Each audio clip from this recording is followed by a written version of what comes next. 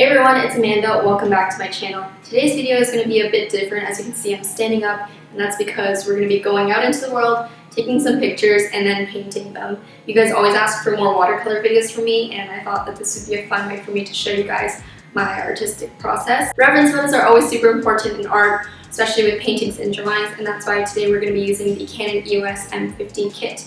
And I'll show you how I use it and how it makes art so easy, especially with like transferring things to your phone or whatever, but you'll see that eventually. If you've been watching my channel for a while now, then you know that I've been a long-time fan of Canon and I've been using their products forever, so that's why I'm so excited that today's video is actually sponsored by them.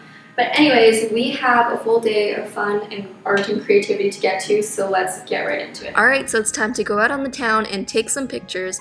I'm packing up my handy Canon EOS M50 in this camera bag. The camera actually comes with this bag if you buy it on Canon Direct. It's by Manhattan Portage. But I just took this as an opportunity to explore my city a bit more and walk around and find places that I've never been before. I didn't really have a particular place that I was aiming to go.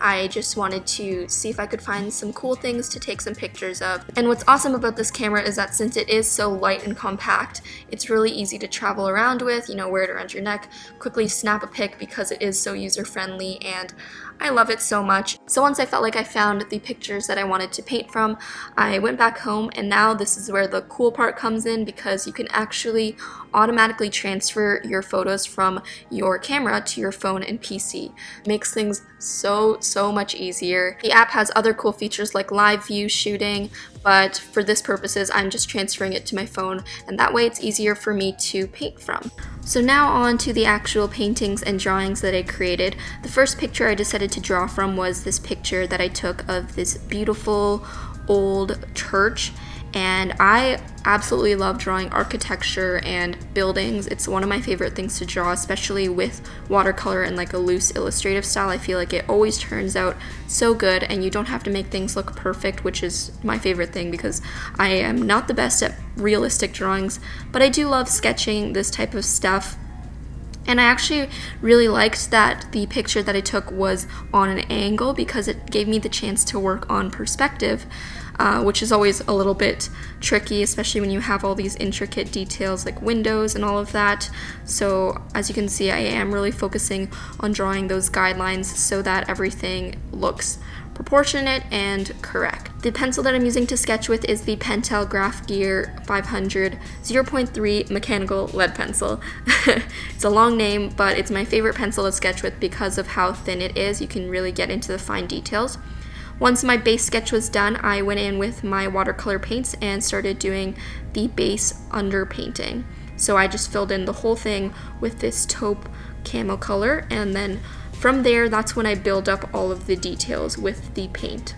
You guys know I've been trying to experiment with watercolor a lot more recently, and I've really found that the best way to go is from light to dark, and you'll see that that's what I'm doing now. Granted, I'm not trying to make this the most detailed, perfect looking painting because, again, with architectural drawings, I find that they look most dynamic and the best when you are, having fun with it and being free with your lines and not worrying about every single little brick.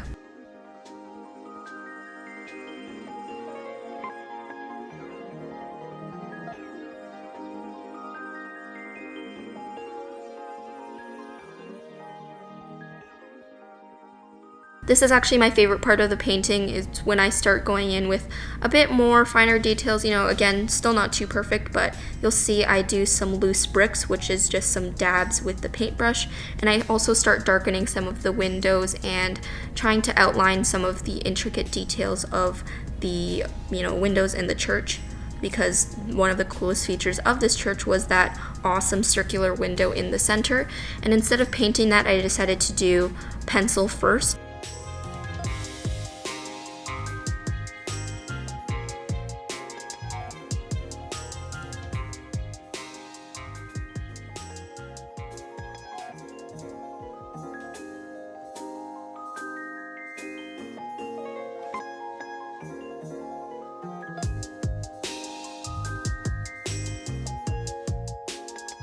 Now I'm just finishing up by darkening some of the pencil lines to give it a bit more definition, and I'm also going in with a really tiny watercolor brush and using some darker black, like pure black. The blacks that I was using before was just more of a faded, washed out black. There was a lot more water in the paint, but this one had less water, and it really just deepens all of the shadows and makes it look more complete.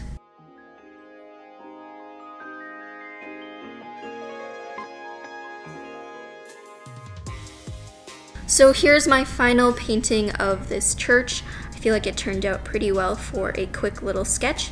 But now on to the next one that I'm painting from. This picture is just a picture of this beautiful flower bush that I found. I took so many pictures because I loved it.